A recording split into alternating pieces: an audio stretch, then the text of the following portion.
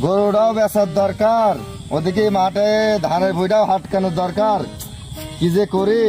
যাই হোক, আমি মাঠে যাই আর গরুটা খুকার দিয়ে বেচতে দি পাঠাই। খুকা, এদিকে আয়। আব্বা বলো। শোন বাপ, এই গরুটা তুই হাটে কি বিক্রি করতে পারবি?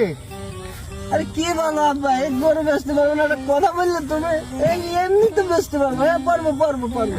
তুই যে বলো তোর কাছে তো কিছু দিতে আমার ভয় করে। যাই হোক, এই গরুটা 50,000 টাকার 1 টাকা কমও বেচবি নি, ঠিক আছে বাপ? ঠিক আছে আব্বা।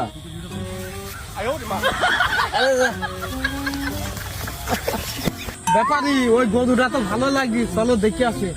এ খোকা, এই গরুর দাম কত খোকা?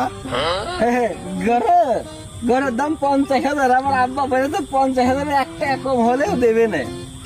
মেডালিম, এই ছেলেটা ভাই বল, এই গরুটা নিলে আমাদের লাভ হবে। খোকা, 50,000 টাকার 1 টাকা কমেও দেবা না? না না, আমার আব্বা বলে তো আমি 1 টাকা কমেও দেবো না। আচ্ছা, 50,000 টাকাই দিচ্ছি বাবা।